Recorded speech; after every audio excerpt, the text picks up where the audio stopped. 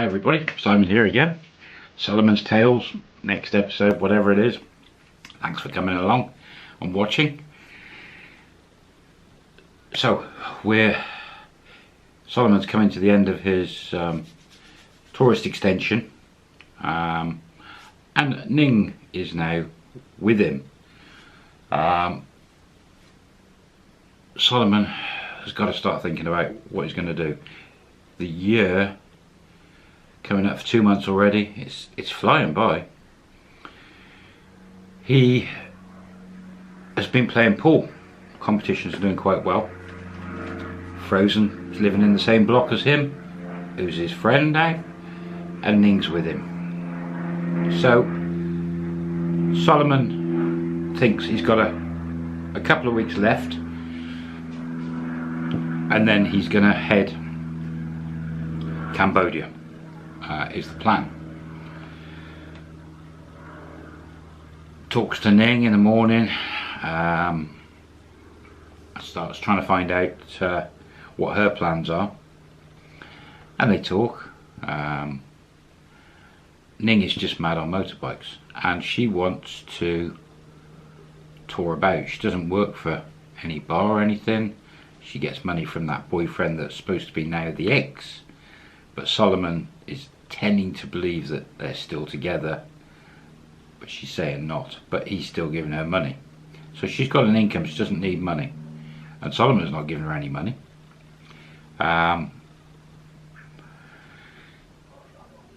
Pool competitions, there's these killer pool competitions every week. There's 2, maybe 3 a week dotted around, probably more in this day and age, probably a lot more. He says to Ning that he's got 2 weeks left. He's going to try and play a few competitions, see if he can raise some money, and then he's thinking of heading to Cambodia. Doesn't know for how long. Now Ning has said to him, I would love to go to Cambodia. She's got a passport, she can do it on her without visas and things. Back then definitely. Don't know about today, but I'm pretty sure a Thai person can go to Cambodia with no problem with a passport. She expressed an interest in joining him and seeing a bit of Cambodia.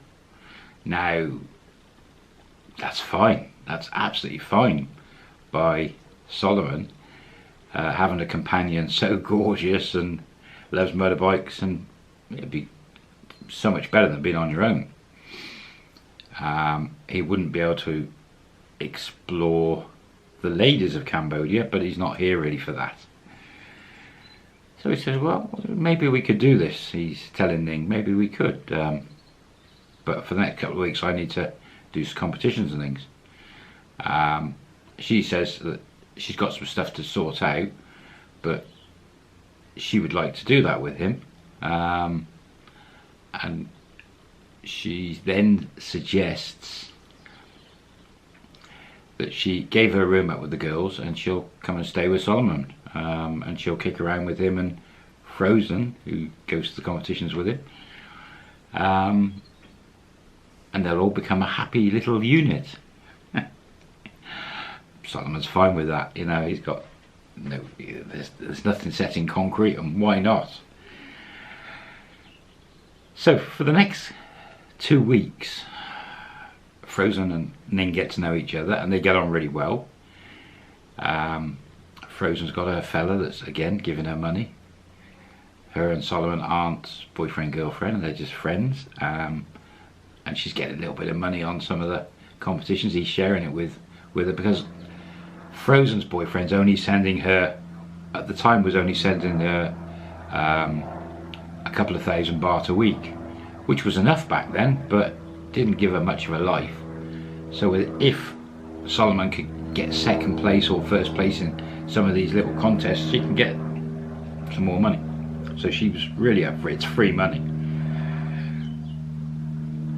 Ning had money. Her guy was, later on Solomon found out that her guy was sending her about 30,000 baht a month.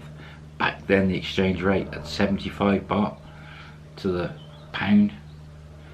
So she was getting loads of money. She didn't need money. So that was cool. So yeah, over the next couple of weeks, him and Ning would wander around, eat, drink a bit, Frozen as well, and then they'd go to these contests. Out of those 2 weeks, the first week, Solomon got his, let's say, his ass kicked. 2 guys that he'd not seen before appeared at the bars, and they were on the same, going to the same bars, the same competitions. Both these guys were from Germany, and they were both brilliant. Turns out they were snooker players, but they were great at pool. And those 2 guys, the first week, won everything. And Solomon was getting 3rd and 4th and 5th places in these competitions and did no good at all. But then those 2 German guys went somewhere else. Second week, Solomon won 3 competitions in the week and raised about 35,000 baht, which was amazing. Amazing money. All because those German guys had gone and the other guys weren't around. Did well. That was enough money to start a little adventure. Frozen was a bit cheesed off that he was heading to Cambodia. He did say to her, "Do you want to come as well?" But she didn't want to. Her guy was due back anyway. But she was a little bit cheesed off, but never mind. And the 2 weeks passed. Ning and Solomon were getting on great. Unofficially boyfriend, girlfriend, let's say. Because I'm sure she had a boyfriend. The 2 weeks passed. Solomon took his bike back. He gave up the room. He only had a rucksack with stuff. He had no possessions. Now what he did, he found one of these visa companies in Pattaya that had vans that would take foreigners to the Cambodian border. I think it was called the Welcome Bridge. Would take them there for the day, do the visas and drive them back to Pattaya. And Solomon got hold of one of these companies and said could he just pay for a one-way trip to the border in the minivans for him and Ning. And they were fine. They had spare seats. It was free money for them. No problem. So that's what he did. He put a rucksack on his back. And Ning did the same. Now Ning had a bit more stuff, so she dumped her stuff with a friend, another girl, some room somewhere. Put a rucksack on her back. Passports in the pocket, off they went. Off to the Cambodian border and leaving Thailand. So this is Solomon leaving Thailand. They went over the border, no problem. I believe it was a 30-day visa. Could have even been a 90-day, but anyway. Solomon was, in his mind, he was thinking he wanted to go to Phnom Penh, and then he wanted to ride a bike down south and along the coast a bit and look at this Shulukville that he heard about. That was the plan. And then possibly, if he'd been on his own, he would have probably gone east and gone into Vietnam from that point, and then travelled all around Vietnam, but maybe a later date. So they get the van to the border, get over the border, get the visas, and find somewhere to eat. And it's a bit of a crazy place around the border, especially that one border, the Welcome Bridge. There's just people everywhere trying to, any way they can to make money off you, or hawkers, people trying to sell stuff, beggars, there's everything there. Casinos. It's a bit of a strange zone. Market, selling sort of counterfeit cigarettes and all sorts of weird stuff going on there. Wasn't very pleasant, and it isn't a very pleasant place still to this day around there. So they grabbed some food, street food on the side of the road, a few hundred meters on the other side of the border, and then the plan, they'd find a bus. Solomon had a chat to a sort of tuk-tuk driver. There was a bus like depot station just up the road. It was about half a mile, and there was shops and bits, so they just walked up found this depot. Now this was probably about 10 o'clock in the morning. It was quite early because they set off early. They found the right bus to Phnom Penh, and it was pennies. It was pennies. Now Solomon had been warned by a couple of people that to take American dollars, so he had exchanged some money, cash point card in his pocket, and a few dollars, American dollars, and he used dollars pretty much all around Cambodia. It seemed to go down better. They jumped on a bus, found a bus off to Phnom Penh, early evening by the time they got across to Phnom Penh, with traffic and stuff. Bit of a long journey, but I don't think it was that far kilometre wise. Pulled into Phnom Penh, and 15 years ago Phnom Penh was a lot different to how it is now. A lot different. Wasn't as developed, much quieter. There really wasn't that many bars in Phnom Penh then, just a couple of foreigner bars. Solomon had done a little bit of research online. He'd found a couple of bars that foreigners owned, and that's where he could get information and work out how to get around Cambodia, because he'd never been before actually into Cambodia and gone into Cambodia as such. And like anyone arriving at a new country, if you don't do much research, it can be a bit sort of daunting. Ning hadn't been to Cambodia, so eye-opener.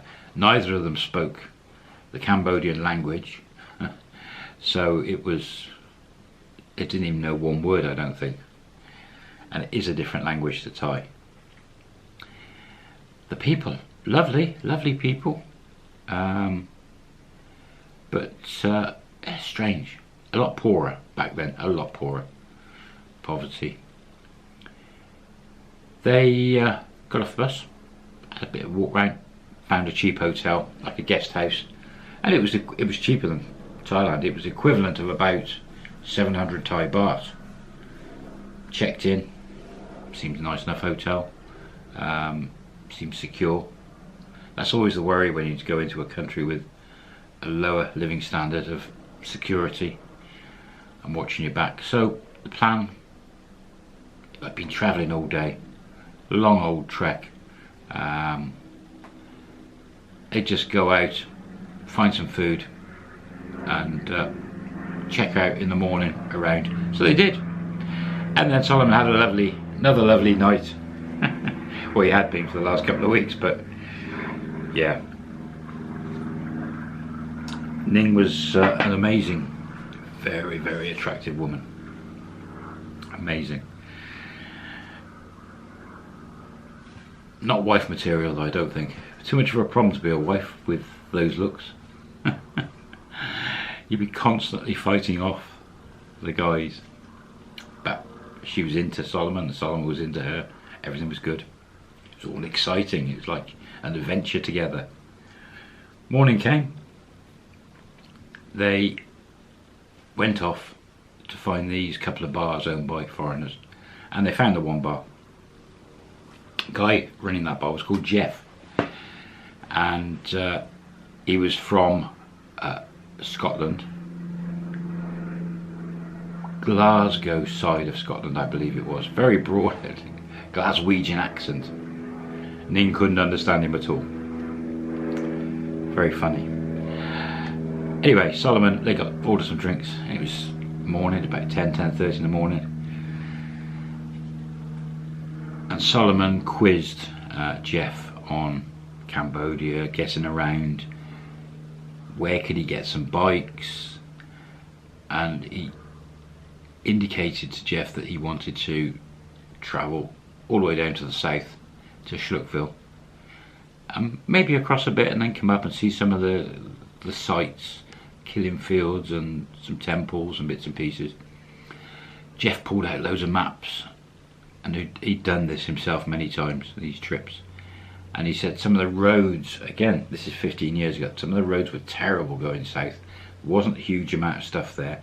The biggest problem was that there was no real places to stay, and it would take a really, really long day on a bike to get down to Schluckville with the road services back then, but it was going to be a hell of a trek. Nowadays I think it's a lot simpler, much better road structure and a lot more buildings and hotels and guest houses around. But Jeff said there was a couple of places you could stop if you went on certain routes. He was so helpful, brilliant, absolutely brilliant guy. Then Solomon said, bikes, we want some bikes. Now Jeff's advised him that there was a lady just round the corner who rented bikes. He could have medium size, big, small, anything. This woman had everything, but recommended to Solomon that he take Honda, the little Honda Waves. And this video's going on. I'm sorry. We'll pick this up on the next one. I'll catch you soon. Bye.